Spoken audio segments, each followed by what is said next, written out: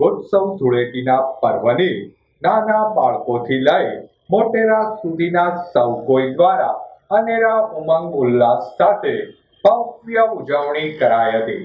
ધૂળેટીના પર્વે સવારથી જ સૌ કોઈએ પરિવાર અને મિત્રો સાથે મળી રંગોત્સવની મન ભરીને ઉજવણી કરી હતી।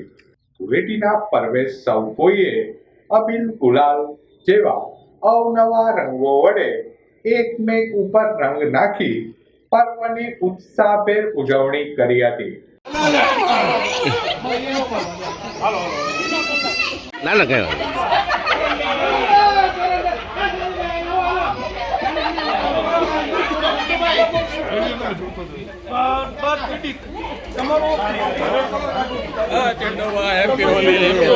ભાઈ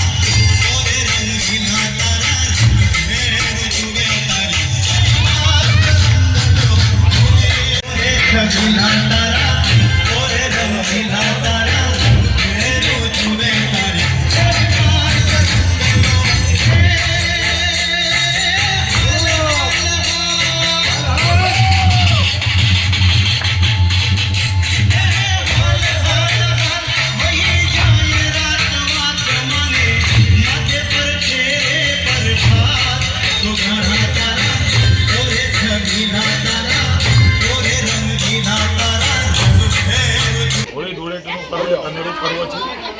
આજે ધૂળેટી છે ત્યારે સૌ પરસ્પર સ્નેહ શુભેચ્છાની આપલે કરતા હોય છે।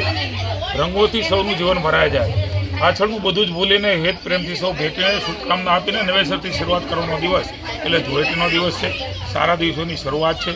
મારા સોસાયટીના પરિવાર સાથે મારા પરિવાર સાથે હંમેશા પરંપરાગત રીતે વર્ષોથી હોળીને ધૂળેટીની ઉજવણી થતી હોય છે। અમારા સોસાયટી ઇસ્કોન પરિવારે પણ આ વર્ષે આયોજન કર્યું છે।